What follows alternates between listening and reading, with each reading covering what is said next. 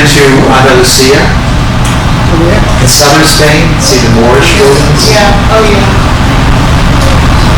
Has anyone here ever seen flamenco in Spain? Welcome everybody. Thank you for coming out tonight to the Durham Public Library. My name is Debbie Jarvis and I am doing all the programming and outreach here. This is a new series I'm going to start. It's called Community Cafe. And we're going to have people like Michael come talk about a travel or some expertise or something interesting that they know, and just for everybody to come out and learn about whatever they want to share with us. Please just enjoy this evening's program. Michael Behrendt, we're happy to have you here. He's worked for the town of Durham for 12 years. This isn't his first gig here. He's done this type of a thing before, and we're really happy to have him. So welcome, Michael, and the Phantasmagoria of Antoni Gaudí. I cannot say that, but here we go.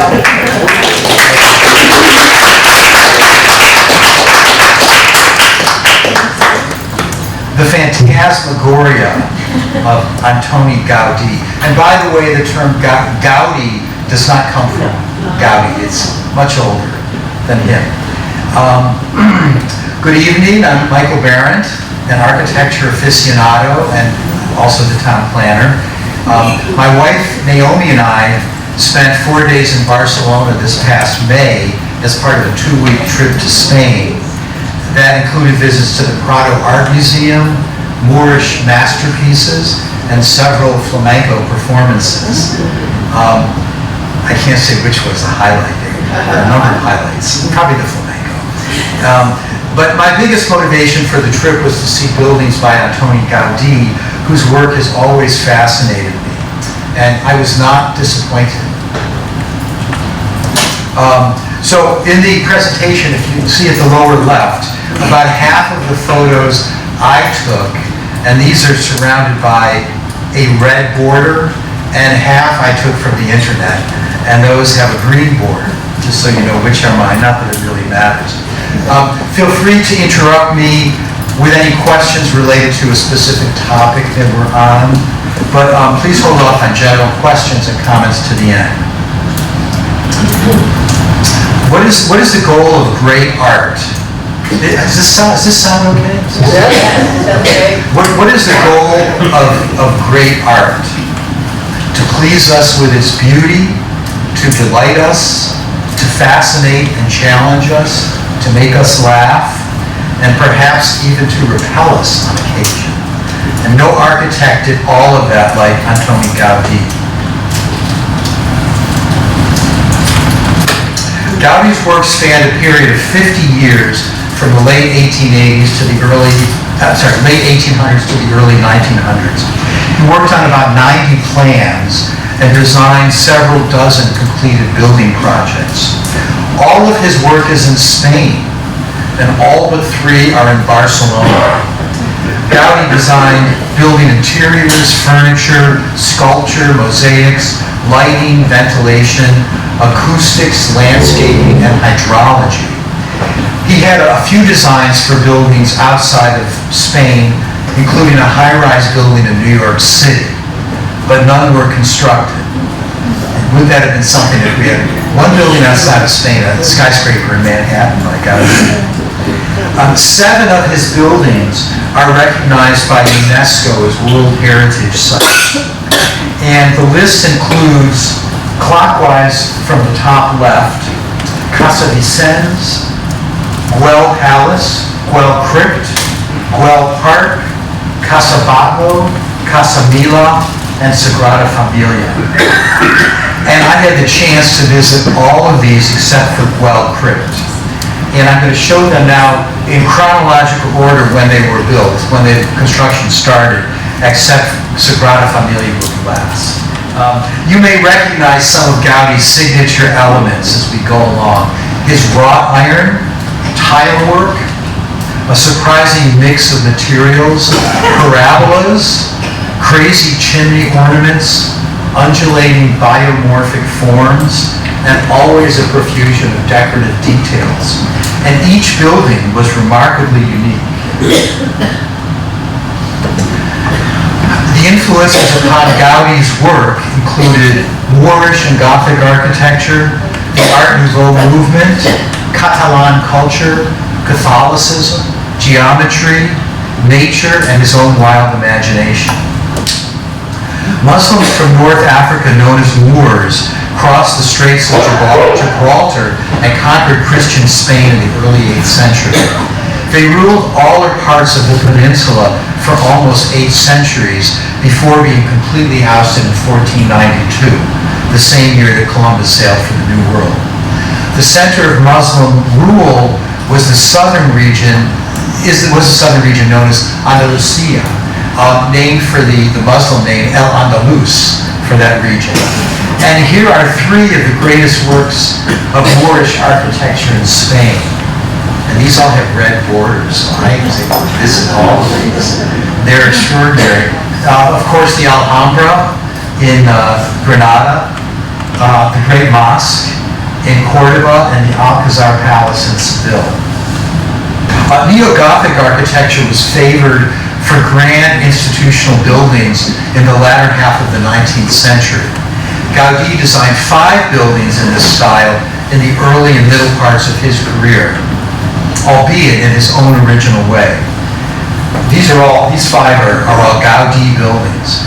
And common Gothic features here include rugged gray stone, tall narrow windows, the Gothic arch, or rather the parabola, towers and chimneys, dormers, railings, and pinnacles of the roofline. The Art Nouveau movement was popular in Europe and to a lesser degree in America from around 1890 to 1910. It was a highly decorative style across numerous art forms, emphasizing curving lines, exuberant plant motifs, complex geometry, and images of beautiful and often seductive women, particularly the femme fatale. You all know what femme fatale is, right? Well, that's where they started, Art Nouveau, but a little bit earlier. Some highlights of the style included, clockwise from the top left, buildings by Hector Guimard in Paris, and there were a number of great Art Nouveau architects in Europe, Rennie Mackintosh in Scotland, Victor Horta in Brussels, and this Celtic ornament, Celtic detailing by American architect Louis Sullivan, and you all know what that is, right? The Kiss by Klimt, by Gustav Klimt, Viennese painter. Posters by the Czech Alfons Mucha, an extraordinary artist, unfortunately somewhat forgotten today. Did many great images of Sarah Bernhardt at the time. Stained glass by American Louis Tiffany, and illustrations by Englishman Aubrey Beardsley. Catalonia, the most prosperous and cosmopolitan region in Spain, was the center of Art Nouveau in Spain, where it was known as Modernismo. Catalonia is composed of 4 provinces: Barcelona, Tarragona, Girona, and Lerida. There was a renaissance of Catalan culture throughout the 19th century, including a revival of traditional crafts and Catalan language, which is different from Spanish, and demands for independence.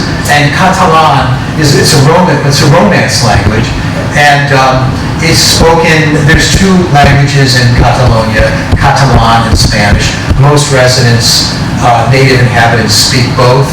A lot of people prefer to speak Catalan. If you speak Spanish, you would not. Spanish and Catalan are probably as similar as Spanish and Italian. St. George at the lower left was not from Catalonia, but he was adopted as patron saint because he was the personification of Christian chivalry.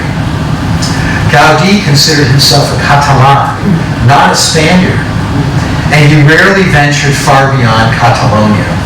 He insisted on speaking Catalan, though he knew Spanish, even to King Alfonso XIII, when the king visited Sagrada Familia. Late in his life, Gaudí was beaten and arrested several times for participating in Catalan cultural events. When we were there, oh, yes, sir. So already you're drawing this distinction between Catalonia and Spain. Culturally, how are they different? Great question. I'm not an expert in that, but I think superficially, you would notice more of a difference between, I think, Barcelona. You would appreciate the uniqueness of Barcelona. I think more than distinctions between Catalonia, Catalan culture, and the rest of Spain. I think, to me, I didn't notice anything. The language is different. Barcelona is really unique because of its age, its beauty, and it has, I believe, the largest medieval center anywhere in Europe. But Catalan is interesting. I mean, just as an example, we ate at a restaurant and we had a wait person from Asia. I think she might have been from Korea or China, I can't remember. And she emigrated to Barcelona 10 years ago, and she spoke 4 languages, Korean or Chinese, Spanish and Catalan, because she could have gotten by without Catalan. But if you're going to live in Barcelona, you really need to know Catalan. And then English. So I thought that was kind of interesting. Modernismo or modernismo is entirely different from what became known as modernism in the rest of the world. Modernismo, and that's kind of an unfortunate coincidence, understandable, I suppose, that they called this contemporary architecture modernismo, and then decades later, the international style or modernism was, that was called modernism. But it's kind of an odd coincidence, a misleading coincidence. Modernismo was a style overflowing with ornament. Modernism, on the other hand, eschewed embellishment. Adolf Loos, an Austrian modernist architect, decreed in 1910, ornament is crime. The building on the left is Casa Fuster in Barcelona, not by Gaudí. The building on the right, does anyone know who that's by? Very good. Yeah, the building on the lower right is, I think that's Illinois Institute of Technology, by the vaunted modernist architect Mies van der Rohe, a god in the modernist world. But clearly modernismo and modernism are different creatures. And the nice thing is that Gaudí was not alone. He was part of a community. There were other great practitioners of modernismo in Barcelona. Notably Luis Domènech i Montaner. But there were at least half a dozen, probably more, maybe a dozen or more, really wonderful architects of modernismo, mostly in Barcelona. So it's not just Gaudí. The building on the left is the Palace of Catalan Music, a riot of ornament, and on the right is the Hospital of St. Paul, the largest Art Nouveau building complex in the world. So Gaudí did not work in a vacuum, but he stood out. There's a reason that we've all heard of Gaudí. Nobody's heard of Luis Domènech i Montaner. Why was that? Why do we all know Babe Ruth? Why do we all know who was the gangster? The boot? Yeah, Al Capone. Why do we all know Babe Ruth? Why do we all know Al Capone? How many mobsters can you name? I mean, everyone can name Al Capone. So, not that he was the best by far, but something about Al Capone, we knew him, we remembered him, he continued in the popular imagination. So there's something about Gaudí, and I don't think it was his life. I think his buildings were so extraordinary that they have stood out in our imagination. Art historian Tim Benton said, Gaudí was a monster, one of those overwhelming personalities who appeared to break free from the frame of their cultural context. Gaudí was born June 25, 1852 in the city of Reus, an hour drive southwest of Barcelona, and there's a contemporary view at the lower left. In Catalan culture, and I think in much of Spanish culture, one takes both parents' last names. So his full name was Antoni Gaudí i Cornet, which means Gaudí and Cornet, his father and mother's names respectively. Gaudí's father was a coppersmith and a boilermaker. His mother, Antonia, for whom he was named, was the daughter of a coppersmith. And Gaudí said later that the complex mesh of copper pipes in his father's workshop influenced his work. And there's a modern complex on the left, so understandable. The family experienced terrible tragedy. 2 siblings died in infancy before Gaudí was born, and the remaining 2 siblings and his mother died by the time Gaudí was 27. When his sister Rosa died, her disabled daughter Rosita was left in the care of Gaudí and his father, and Rosita died at 36. Gaudí's birth was difficult. Within the first hour, he was taken to the Church of St. Peter for his last rites. As a child, he suffered from rheumatoid arthritis and had terrible trouble walking. He spent a lot of time alone, which gave him a chance to contemplate and explore nature. He was a pretty handsome guy. Gaudí went to Barcelona at 17 to study architecture. The man who awarded his degree said, "Who knows if we have given this diploma to a genius or a madman? Time will tell." To which Gaudí responded to his friend, sculptor Laurent Matamala, in a rare quip. "Laurent, they're saying I'm an architect now."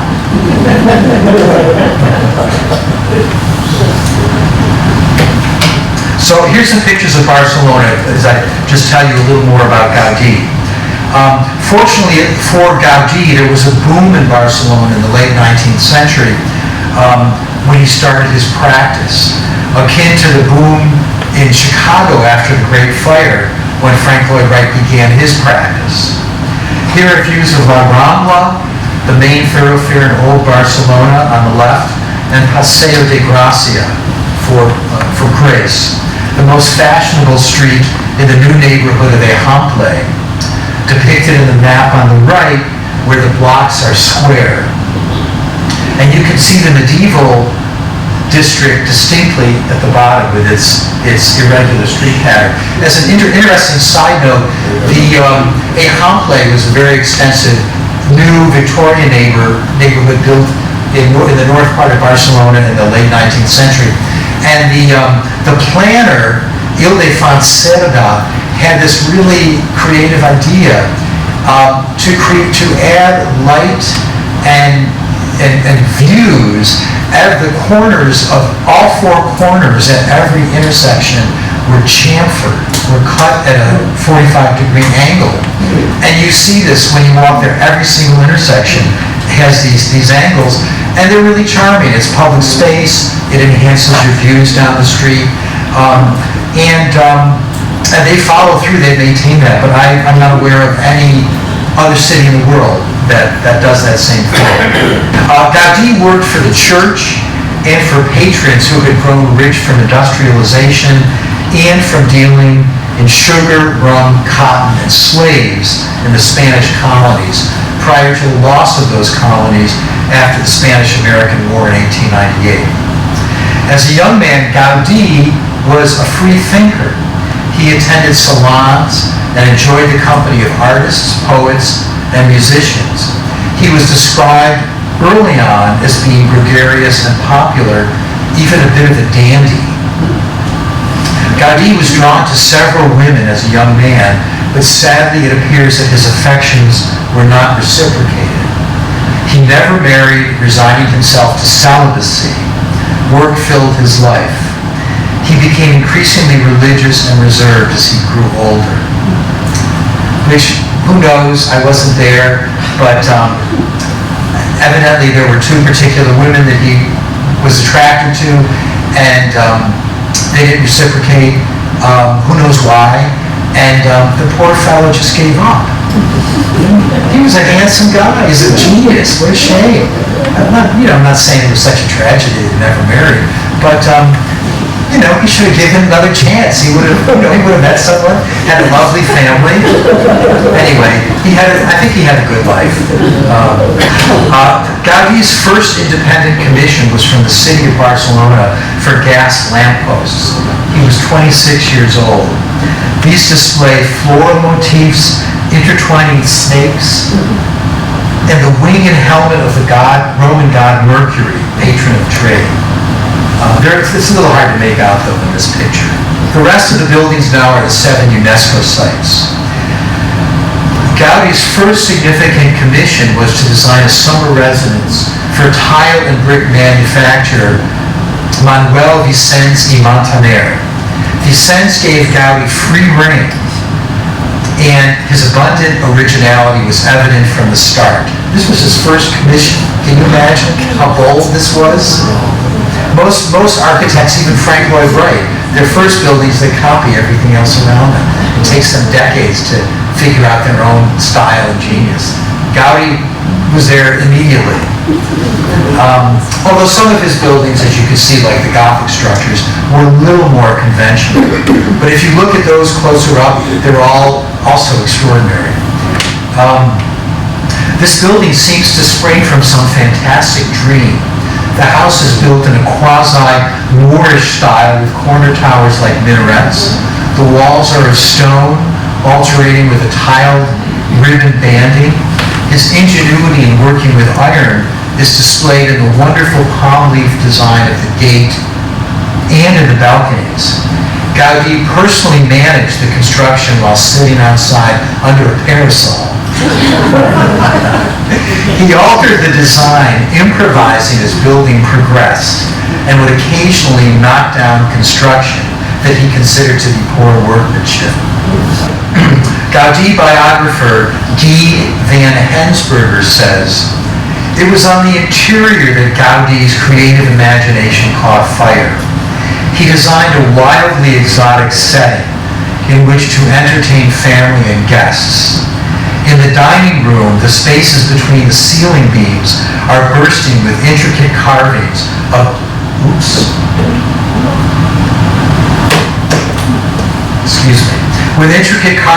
bright red cherries and luscious green leaves. Birds fly through the sky past falling autumn leaves. Beneath, a series of herons and cranes parade. Ornamentation is everywhere in riotous and tasteless profusion. But the showstopper is the Arabian smoking room at the upper left, with its poofs, horseshoe arches, and hookah.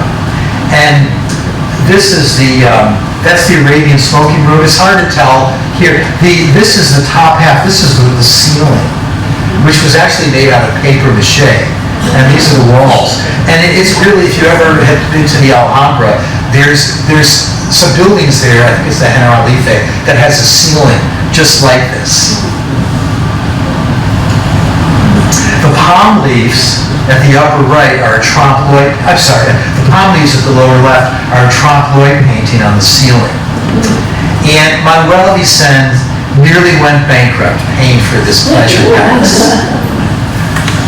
No surprise. Güell Palace, or in Catalan, Palau Güell. Eusebi Güell y Bacigalupi was one of the wealthiest men in Spain. He owned businesses in textiles, tobacco, mining, iron, and steel. Güell was to become Gaudí's principal patron, as well as a close personal friend, for the next 30 years until Güell's death. That was one difference between him and Frank Lloyd Wright. Frank Lloyd Wright had obviously many patrons, but with one exception of a guy who was very, very loyal. Almost Almost after every project, he parted ways with his clients because they had a fight about something. They loved his buildings, but they parted ways with Mr. Wright. But not with Gaudí. And so, as I say, Güell was a close personal friend for the next 30 years until Güell's death.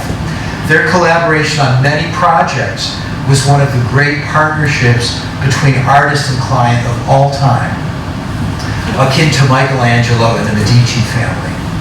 And that's Güell at the lower left, not in the blue. That's not Güell. Güell wanted to build a new residence. He owned several properties in the old part of Barcelona along La Rambla, the main street in the city. But at that time, many affluent people were moving to Ejample, the fashionable neighborhood being developed to the north.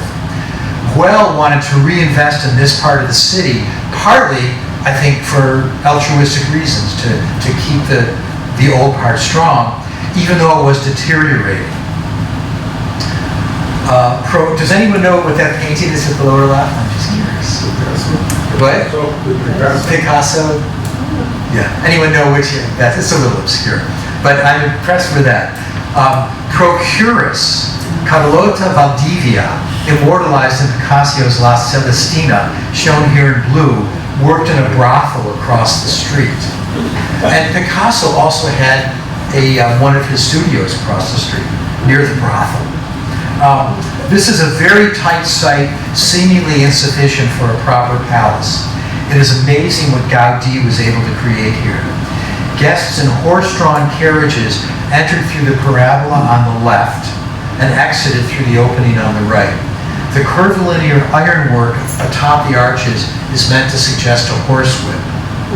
The Catalan coat of arms, situated between the arches, is crowned by a phoenix, the symbol of the Catalan Renaissance.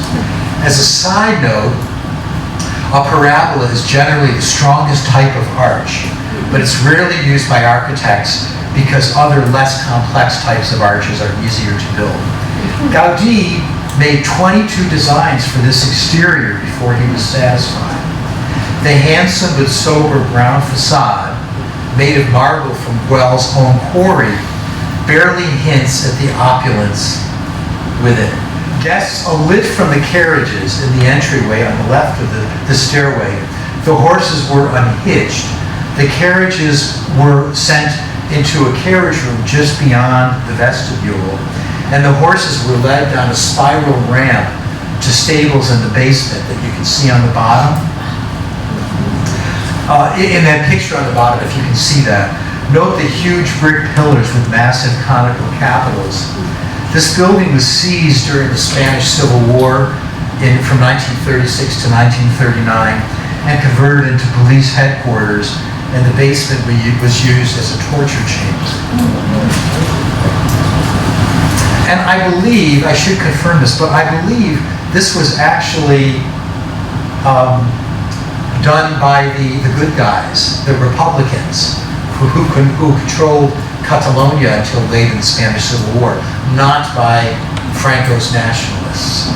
But the Republicans during the Civil War were guilty of a number of atrocities also, unfortunately, but nothing like Franco's nationalists.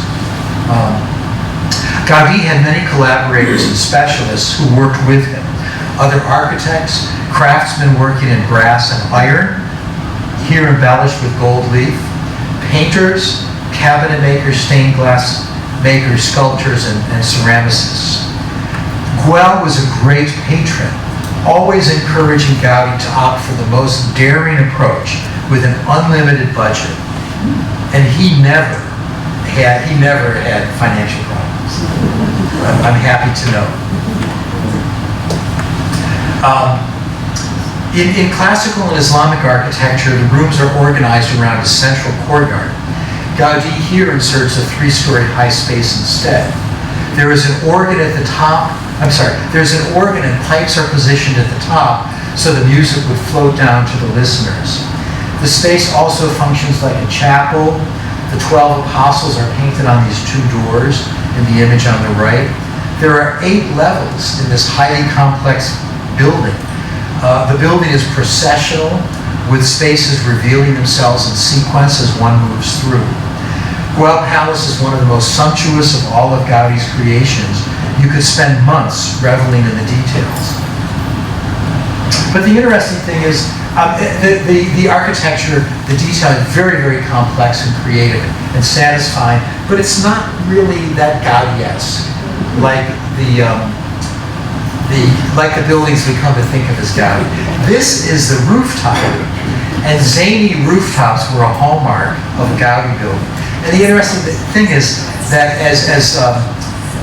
these are chimneys and ventilation ducts covered in broken tiles. And perhaps Gaudí felt that he could indulge his whimsy atop this gravely elegant building where these funny creatures would not be seen. The Güell Crypt. This is the only site, unfortunately, that I did not have a chance to visit. Güell planned to create a village for textile workers, including a church with a crypt for burials below the church. But sadly, only the crypt, which now functions as the church, was built. It's a strange but compelling structure. The monolithic piers in the center, made of basalt, dark volcanic rock, bend and twist. They almost writhe in pain under the weight of the loads they are carrying.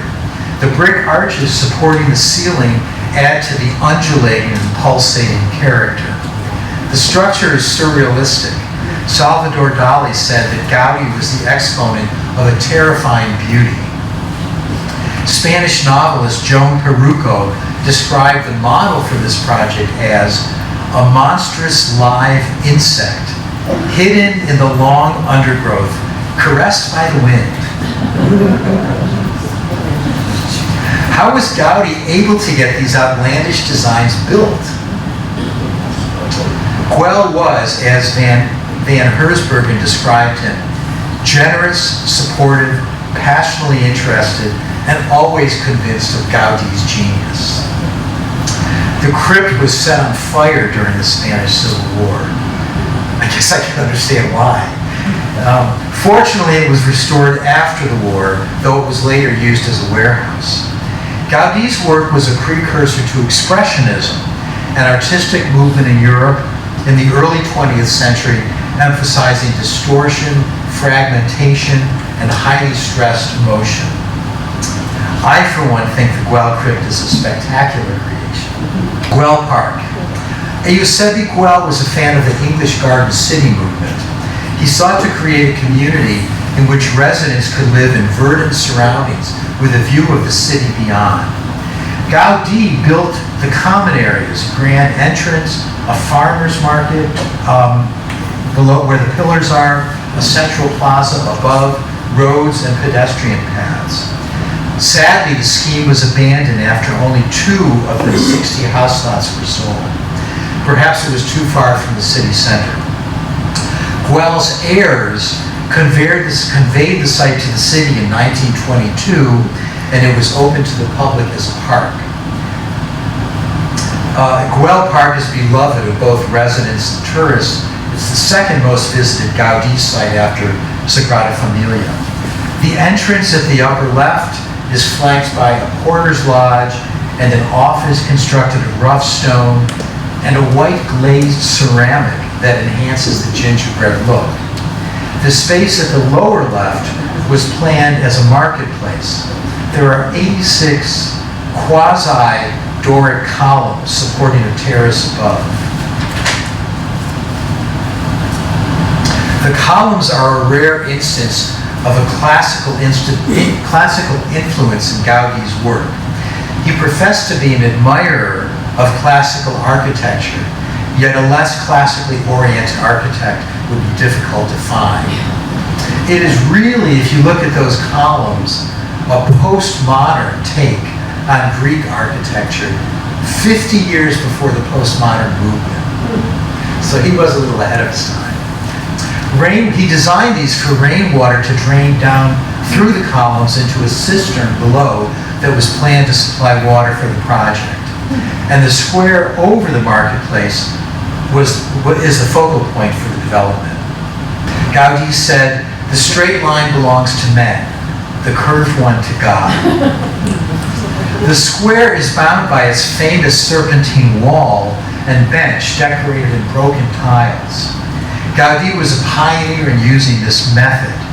It provides a wonderful texture to the surface. This is perhaps more than anything else, the feature that unites most Gaudí structures is the broken tiles, which, as I say, you'll see more. They just provide this wonderful texture. There were reports of workmen taking delivery on site of carefully transported Valencian tiles, and the people on site smashing them to bits in front of the horrified delivery man.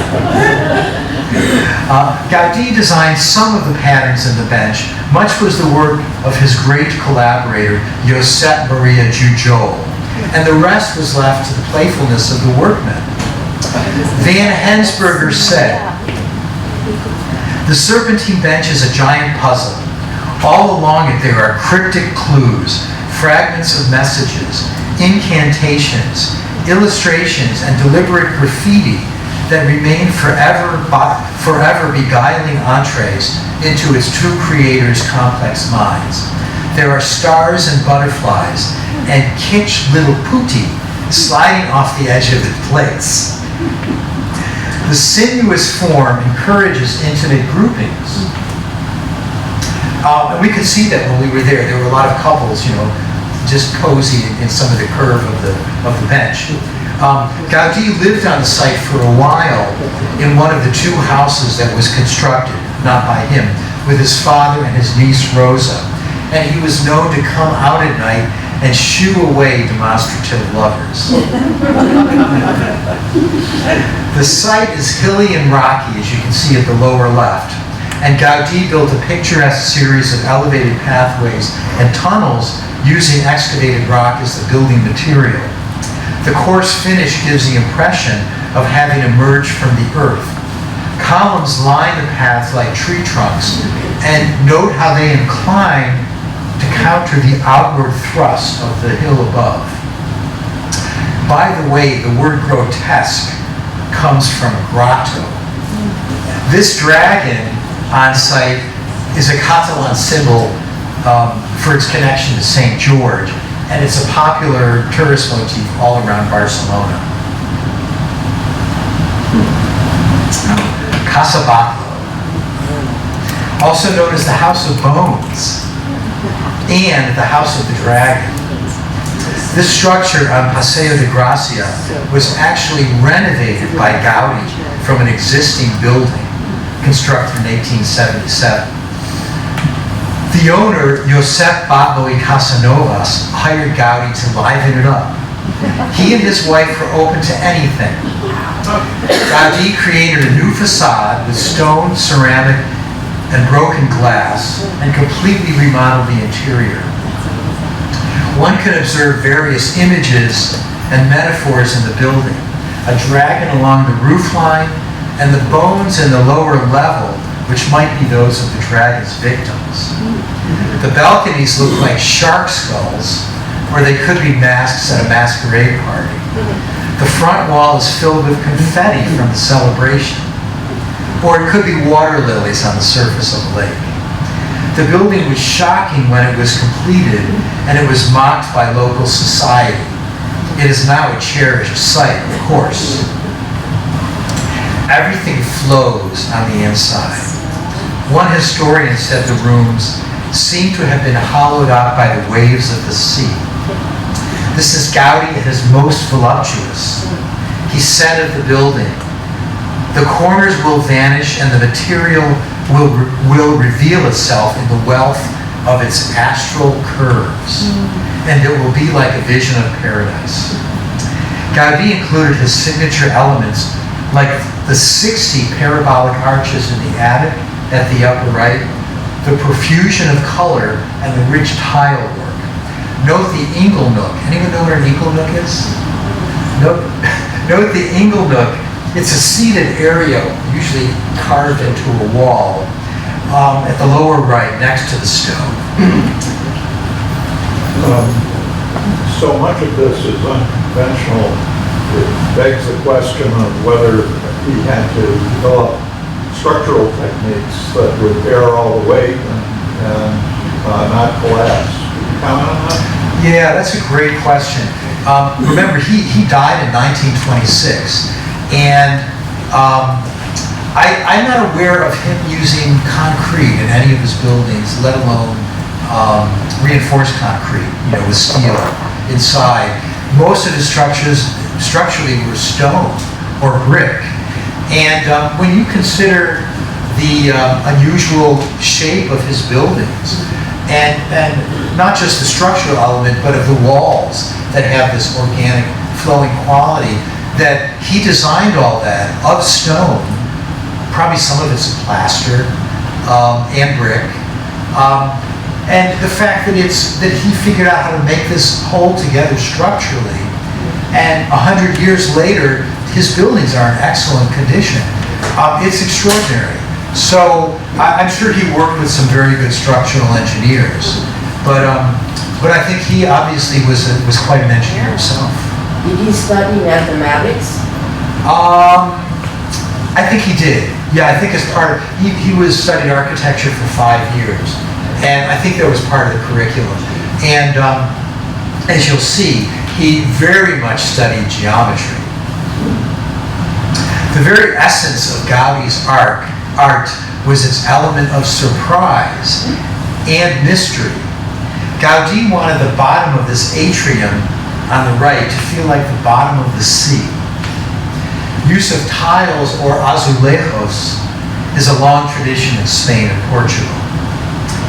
And it's just remarkable that Gaudí could do so much to make this structure entirely his own. Casa Batlló is my favorite Gaudí building. Beautiful and exuberant, yet fully eccentric naturally. And here is the dragon's spine at the top of the main facade. And this is just a great example. There's countless examples of what he did with his tile work.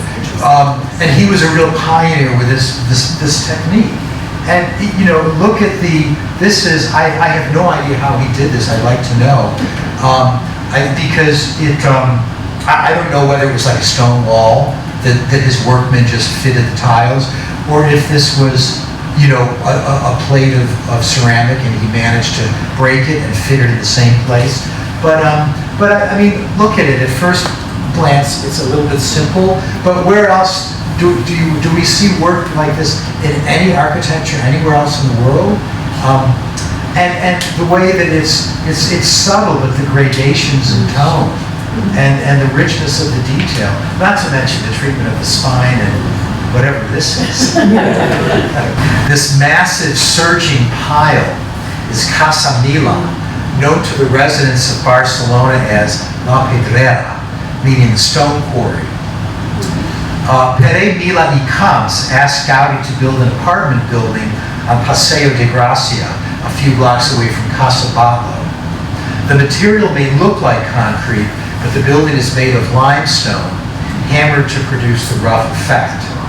And note how virtually every window is unique. Like many of Gaudí's buildings, we are inclined to ask, what is this? Casa Mila has also been called the wasp's nest, the empanada, which is a fried turnover, a garage for zeppelins, a termite mound, Noah's Ark, a giant sarcophagus, and a giant lung breathing quietly, as well as a volcano with lava flowing over it. Gaudí tried to explain that the structure recalls the mountains, and the swelling surface reflects the sea. Mainly, it is just an extraordinary example of architecture as sculpture. The city of Barcelona ordered work to stop as the permitted height and mass were exceeded. The dispute was resolved a year and a half later when the city wisely declared that Casa Mila was a monument and was thus not required to strictly comply with the bylaws. And it's interesting that for the couple of years, I forget what it was, 2 years or so that it took to construct the building, it was only legally permitted for about a month. The rest of the time, Gaudí was working illegally in violation of the city, which gave him a cease and desist order, all of which he ignored. But it's a good thing, wisely, that they later said, don't worry about the laws. You're all right. And many admirers of Gaudí today rank La Pedrera his finest work. Excuse me. You said it was classified as a monument, but was it residences? Oh, yeah. This was built as an apartment house. Yeah. And does it continue? Sorry? Is it still used as an Yeah, it's still used for apartments. Part of it, I think, is a permanent museum, but I believe most of it is still residential. Each of the unique iron railings on the balconies each of the iron railings on the balconies designed by Gaudí collaborator Josep Maria Jujol is unique. They have been likened to seaweed left hanging on rock ledges. Another person referred to the railings as jazz improvisations. I like that one better. The interior is labyrinthine. The layout of each floor is different. The flats have irregular plans full of oblique angles. The walls of the courtyards at the upper right were painted with frescoes, which sadly have faded. And there's a story of one of the tenants in the building complaining to Gaudí that there was not a square wall for her to put her grand piano. And echoing the orneriness of Frank Lloyd Wright, he suggested she take a violin instead. That was a little out of character for Gaudí, but pretty good. And then at the lower right is another one of his rooftops. This was a time of crisis for Gaudí. His father died in 1906. He lived alone at Güell Park with his chronically ill niece, Rosa, who distressed Gaudí with her alcoholism, and the challenges of Casa Mila left him exhausted. Casa Mila was Gaudí's last completed work. Afterward, he turned down any new commissions, though few came his way. Art Nouveau and modernism ran their course with the arrival of the new, clean, industrial aesthetic of modernism. The roof of Casa Mila has been called the Garden of Warriors, and some believe these figures were the inspiration for George Lucas's stormtroopers in Star Wars. And I just included, these are by an Austrian architect, Friedensreich Hundertwasser, who's just wonderful. And I just included them because the characters kind of reminds me of Casa Mila. And he was also a wonderful painter. And Gaudí, apropos, said, ornamentation has been, is, and will be polychrome. Nature does not present us with any object in monochrome. Sagrada Familia is Gaudí's magnum opus. The church is dedicated to Holy Family, referring, of course, to Jesus, Mary, and Joseph. Sagrada Familia was started by another architect in 1882 who resigned due to philosophical differences. Gaudí was designated chief architect the following year, a remarkable appointment given that he was only 31 years old. But he did not spend a good deal of time on the project at that point in his career.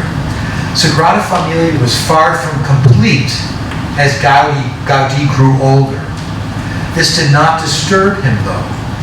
He provided a vision and a general template, expecting the project to take generations, much like many of the great Gothic cathedrals did, that took hundreds of years to be completed. Gaudí said, looking toward heaven, "My client is in no hurry." Indeed, his contemporaries referred to him as God's architect. A number of artists, including Catalan painter Joan Miró and Swiss architect Le Corbusier, petitioned years ago for the work on Sagrada Familia to stop, to leave the unfinished temple as a monument to Gaudí. But construction continued, albeit intermittently. The goal is to complete the building in 2026, the centennial of Gaudí's death. When complete, the cathedral will have 18 spires, which I think is the most of any cathedral in the world, 12 representing the apostles, 4 the evangelists, Matthew, Mark, Luke, and John, 1 the Blessed Virgin Mary, and the tallest central tower in Jesus' name. Sagrada Familia is not all Gaudí's design. Some earlier construction was retained, and subsequent artists and architects have also provided their own interpretations. Like Casa Familia, not everybody appreciates Sagrada Familia. George Orwell said it was one of the most hideous buildings in the world, referring to an anti-clerical uprising in 1909 in Barcelona, a historic event when dozens of churches, convents, and Catholic schools were burned down. Orwell said, "I think the anarchists showed bad taste in not blowing it up when they had the chance." Orwell notwithstanding, ecstasy is the word. Gaudí conceived the interior to be like a forest, with tree-like columns splitting into branches above and light filtering through the foliage. Gaudí objected to the use of flying buttresses. And you know what flying buttresses are, right?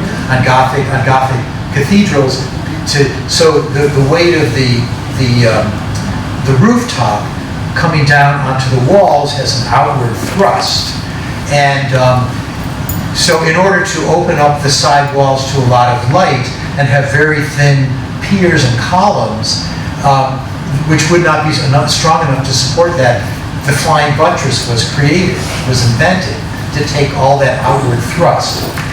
But Gaudí, for some reason, objected to the flying buttress. And so he, on a lot of his buildings, like those columns at Güell Park, they splayed outward to absorb the downward thrust from the roof above. The pillars are constructed variously of sandstone, granite, basalt, and red porphyry. He employed complex geometries with paraboloids, hyperboloids, quadric surfaces, and ellipsoids. And you'll need to Google what each one of those is. But he was an incredible genius. I've seen pictures of his manuscripts, and he's got these highly detailed manuscripts and matrices of each part of the cathedral, each chapel, each column, each arch, and exactly what stone it is, how it is shaped, and how exactly the hyperboloid parabola is contoured to make it unique. And you really just can't appreciate it from walking through there. You'd have to live there like him for a few years to really appreciate it. And the leaves on the left are just one of the countless wonderful details inside the cathedral. Isidre Puig Boada, an architect who worked with Gaudí early in the century, said, "Sagrada Familia is a religious poem. It is an architecture of living stone." The inside was completed in 2010 when the church was consecrated by Pope Benedict XVI, and various people have lobbied Rome for Gaudí to be beatified. In the last 6 months of his life, Gaudí secluded himself in Sagrada Familia, living in his workshop, a cramped room with rolled up drawings, so that he could spend all of his time working on his plans. He went out sometimes to beg for money to pay for the project. The one-time dandy allowed his personal health and appearance to deteriorate. He was also suffering from brucellosis, a bacterial disease. On June 7, 1926, Gaudí set off from Sagrada Familia to walk the 3 kilometers to St. Saint Philippe Neri Church for his daily prayer and confession. At just after 6 o'clock p.m., he was hit by a tram. Gaudí was dressed in his customary shabby manner, and people assumed that he was a beggar. He was pushed aside and the tram drove on. After some delay, Gaudí was taken to a pauper's ward at a hospital for the poor.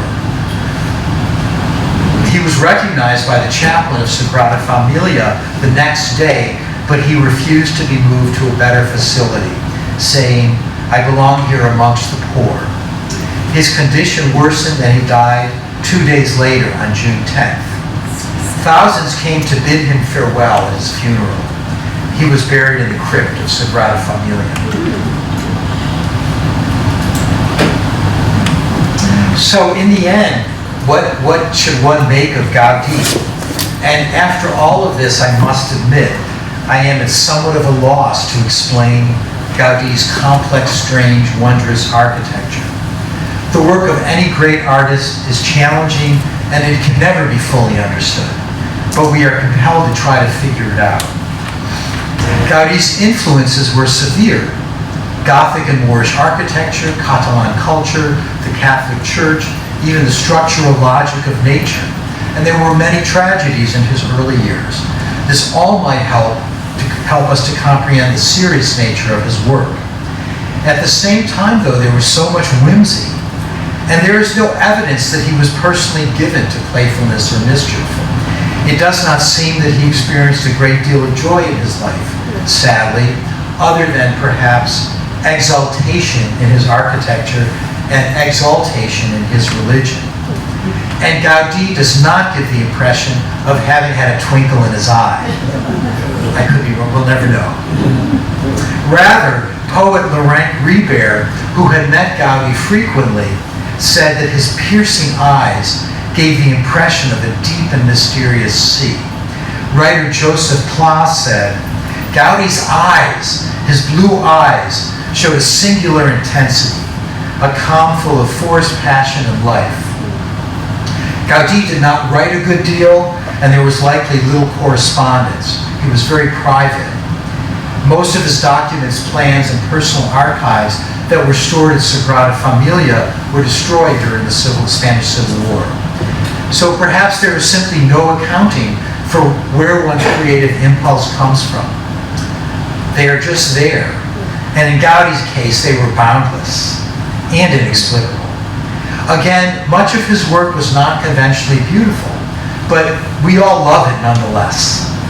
On any tourist map of Barcelona, half of the sites depicted are Gaudí creations. And what a gift to Barcelona. There is no city in the world as much associated with the work of a great singular architect. And it is a wonderful thing that virtually all of his great work somehow is still with us, none lost, nor significantly altered. And that is just extraordinary. And I don't know why, just luck. Gaudí remains somewhat of an enigma, but as Van Hensberger said, no other architect in history has given us so much pleasure and joy. And isn't really that the most important thing? Thank you.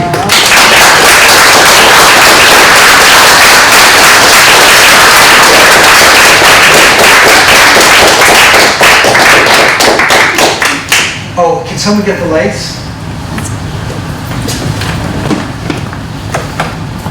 So yes, any questions or comments? I'm wondering, the building, especially the apartment buildings, do people like living in them? Are they good spaces? You mentioned the story about the piano, but beyond that. Wow, great question. Yeah, like Frank Lloyd Wright, a lot of people have said, including my wife, I love his buildings, I wouldn't want to live there. But one thing about Gaudí, I think he designed furniture, although there wasn't much in this. I think his furniture was comfortable, as opposed to Frank Lloyd Wright's furniture, which was not. He thought you should sit up straight, all the time. So were people I don't know. I think it really depended.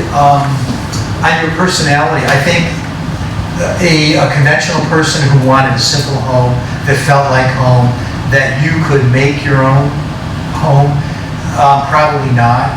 But people who had an artistic inclination and wanted to be surrounded by beauty and creativity and genius, yeah, probably loved it. I mean, like Casa Batlló, imagine living there and walking through that space every day.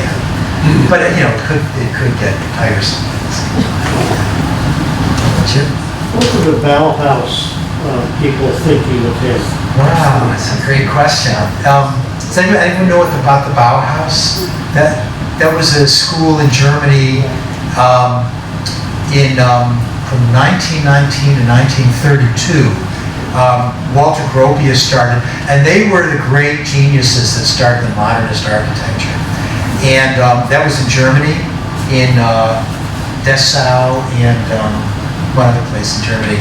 And with the rise of the Nazis, they were dubious about the Bauhaus. It was avant-garde, and there were a number of Jews and a number of foreigners there. And the Nazis tightened the screws on the Bauhaus until finally closing it in 1932, at which time a lot of these great modern architects came to America and then inflicted their modernism on us. Anyway, so what they thought of him, well, it's interesting. Le Corbusier, which was one of the big three great modernist architects from Switzerland, he loved Gaudí.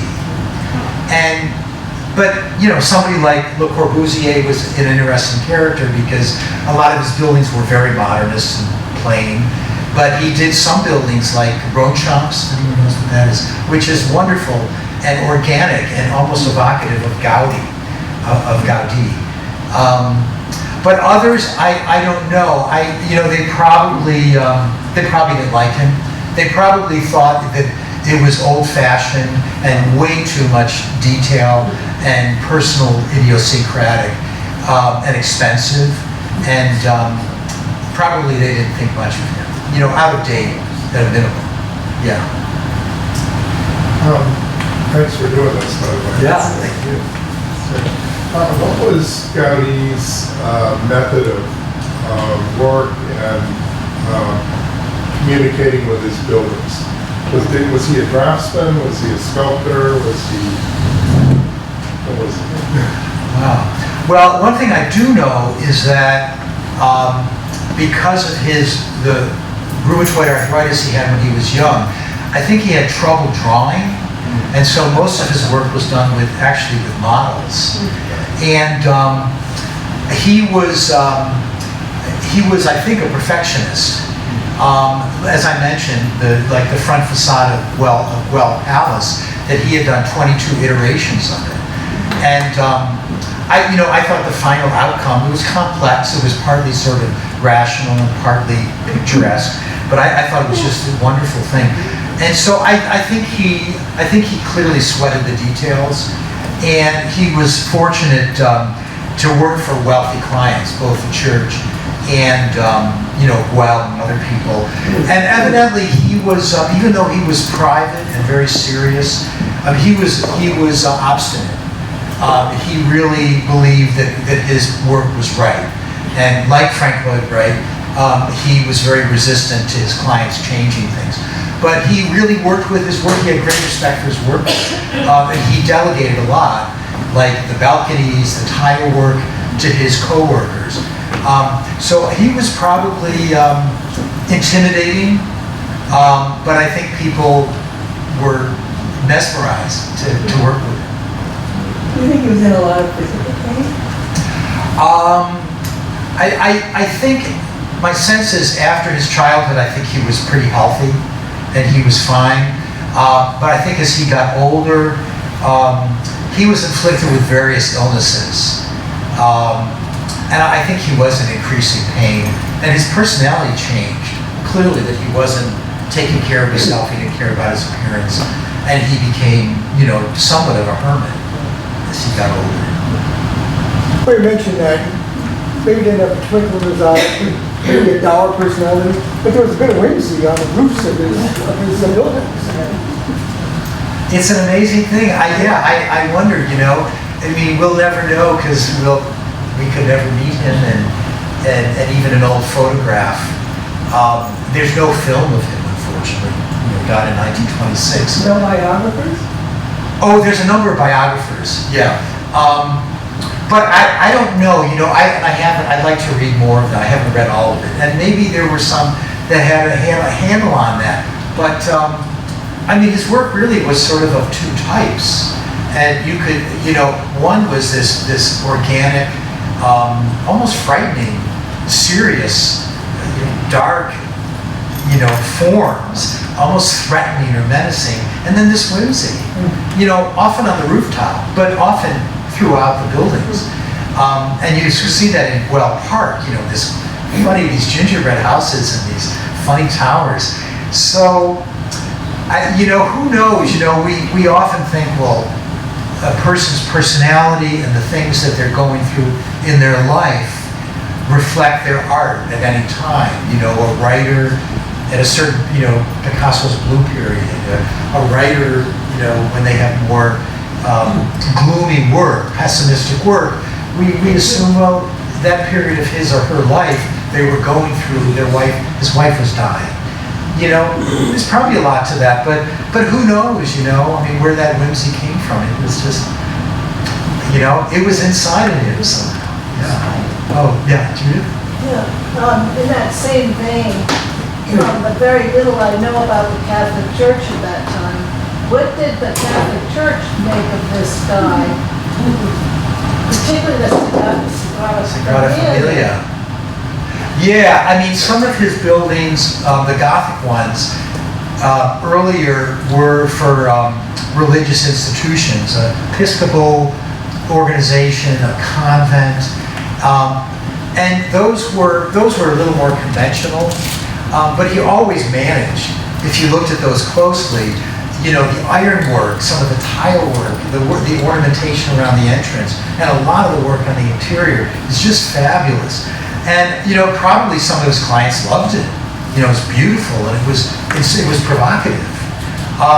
Sagrada Familia, it is an expiatory church, which I'm not sure, I think that means like a pilgrimage church. So it's this very serious site. But I think that the Vatican for a while didn't know what to make of it. I think for a number of years they wanted to even wash their hands of it.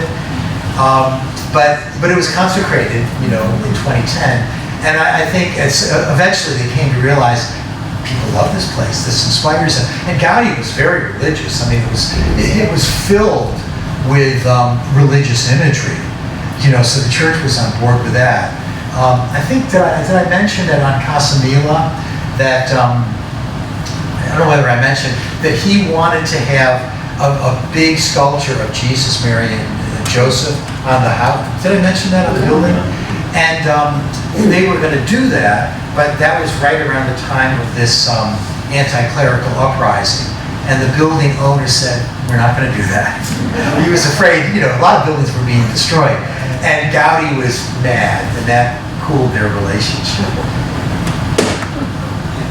Oh, you had a question? Oh, yeah. It seemed to me that the images had a lot of pain in them.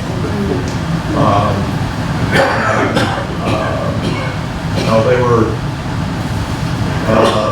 kind of in-your-face, playful,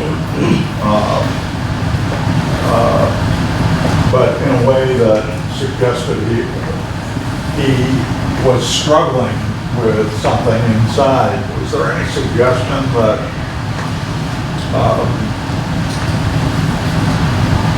he was homosexual, a closet homosexual, that he was schizophrenic, that he was obsessive compulsive, that he had a brain injury? Wow, what a wonderful, that's a great question. I do want to read more biography. I wish I had read most of them, so I will do that. And hopefully, but what I read, none of it dealt with any of that. You know, he may well have been gay, may well have been homosexual, who knows? Who knows? I don't think there was any sort of indications of that, of, you know, of any colleague that he was very close to. So who knows? You know, it may have been the poor guy, he just was rejected a few times and he didn't have the wherewithal to, come on, Tony, there's plenty other fish out there for you. You know, and as that person said when God gave him his, you know, is there a thin line between genius and madness? I mean, there probably is. And again, you look at these structures and how did this, I think it was Frank Gehry. I couldn't find the quote, but I believe that he said, you know, Frank Gehry was another amazing architect, contemporary, that he did the Bilbao and all these crazy, you know, deconstructivist stuff with titanium. And he said about Gaudi's buildings, he said, just like mine, how the hell did he manage to get his stuff built?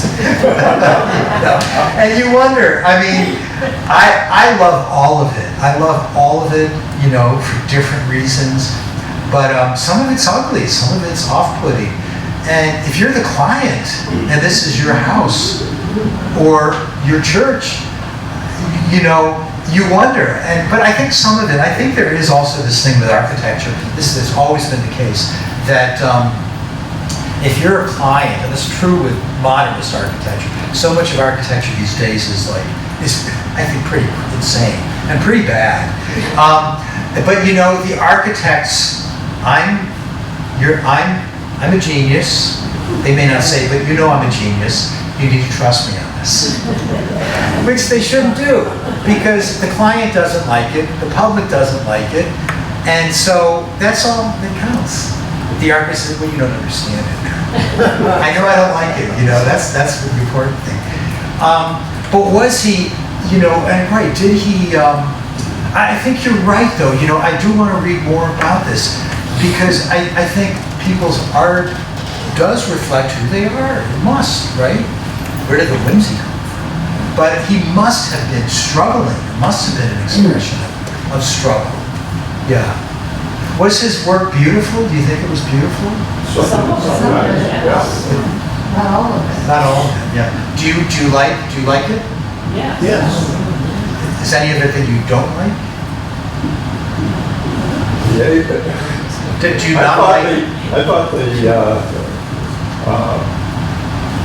apices of the inside of familial, the sacred family. Oh, the crypt, well, crypt. The Sagrada Familia, yeah. I thought that was kind of scary and kind of not very pleasant image. I did not get. It was grand. It was powerful, but I thought it was.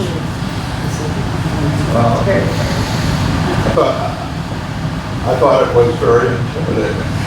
Is that where the torture chamber was? Oh, no, that was in the basement of that palace. But I mean, the crypt especially was insect-like, and I mean, it was designed as a crypt for a burial place. But still, what would possess someone to design like that, and for Guel to support it?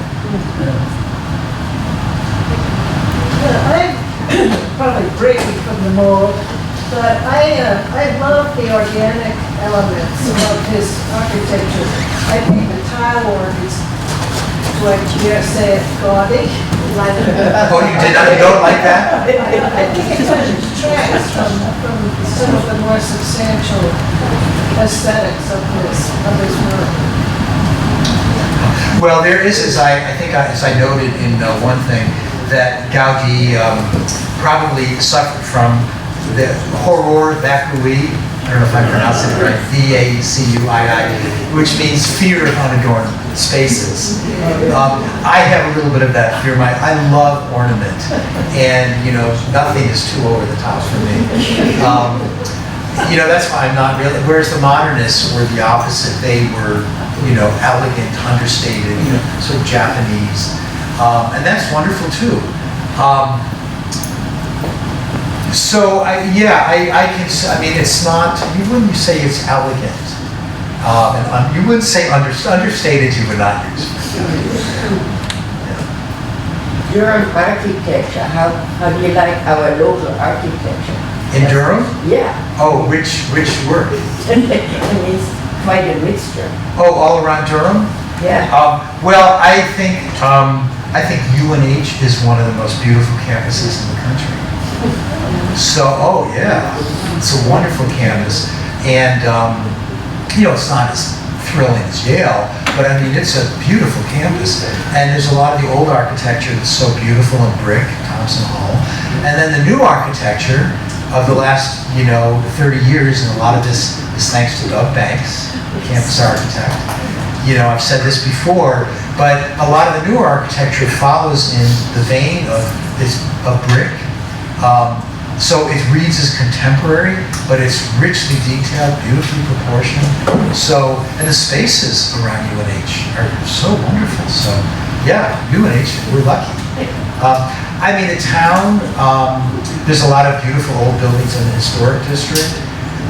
There's some great, town buildings, the old courthouse, Smith Chapel. But, people don't come to Durham for the architecture. Oh, Naomi? The library. The library! Yes, is a wonderful example of a new building. Yeah. So any other just thoughts or reaction? How does he react to viscerally or whatever to his work? Well, I just have one question. Does Gaudí have a repository or an archive anywhere? There's any of that? Yeah, evidently a lot of the stuff was stored at Sagrada Familia, and it was burned during the Spanish Civil War. I don't know why. And again, the Spanish Civil War. Well, Barcelona was the center of the Republican fight against Franco. So they would have been very proud. But Franco was very violent toward Catalonia and the resistance toward Catalonia and toward the Basque region and Galicia, 3 regions that had sort of their own languages, their own identities. And Franco ruled Spain from 1936 to 1975. Anyway, it's kind of amazing to me that during an anti-clerical uprising in 1909, his buildings were not destroyed. The worst was they did ransack his archives. There's very little letters or anything. There's a small museum at Parkwell, but I don't think there's much there. There's not much correspondence. So yeah, he continues to be an enigma. And it's an interesting thing, for me, I talk about Frank Lloyd Wright a lot because I love Frank Lloyd Wright. But in contrast, Frank Lloyd Wright, like I gave a presentation on Frank Lloyd Wright, and a lot of it is his architecture, which is incredible, but a lot of it is his life. He was an incredibly colorful person. An SOB, most people would say, but incredibly colorful and fascinating, and a fascinating life. Whereas Gaudí's life, I think it sort of followed a straight trajectory, kind of. He was a loner, he became more religious and more independent. I just think he had friends and collaborators, but yeah. I've been to Barcelona a number of times and have seen all of these buildings quite a few times, including the Sagrada Familia as it's developed. And one of the things you didn't touch on that I'm interested about, when you're in the Sagrada Familia, it's like you're in a Central American jungle. The way the trees, the canopy, and the use of nature, and then in some of the other buildings, the ocean and the sea and all of that. That's kind of what I'm curious about, both, I guess, his exposure to nature, his study of nature, any travels he may have done, because particularly in Sagrada Familia, it doesn't feel European. It really feels exotic. And for me, the feeling that his work, especially that, does is kind of awe, because it is of such grand proportions. And I'm just wondering if you have any more information about that. I can't improve on that. I think you said it. Yeah. He traveled some, not extensively. He spoke of nature like Frank Lloyd Wright. Frank Lloyd Wright spoke reverentially of nature. Was his influence, and Gaudí was the same. Spoke of nature as being, his ultimate influence, and God, the Creator. And he traveled some to natural places. So clearly that was a major inspiration. One last question. Did he have a profound explicit or implicit effect on Walt Disney? Wow. Walt Disney. Oh, I don't know. Why do you? Why do you? Well, the cartoons that Disney made, especially in his early era, from I don't know it very well, but 30s to 50s, used a lot of undulating motion, a lot of round figures, a lot of ornamentation, if you had a three-dimensional frozen picture of, look at all three of those pictures could be right out of a Disney cartoon. Yeah, his work, it could be cartoonish. I think there were a lot of caricatures, particularly of Casamila, of his work. I would certainly think that Disney was influenced by it. Yeah. In some ways, he was not influential because his work was so individual. And then especially passing out of that period of time into modernism. So I think his work was kind of shelved. Nobody was talking about this kind of work from the 30s to the 70s. And so in some ways I think it's been rediscovered. And I would think in Barcelona probably most of his work was mined when it was created, even though these wealthy clients paid for it. But then of course today everybody, as I say, Barcelona is in some ways Gaudí. But I think he's probably had influences on very wide-ranging. But again, not in some ways not because it was so unique and so hard to replicate. So any other just observations or thoughts? All right. This was a lot of fun.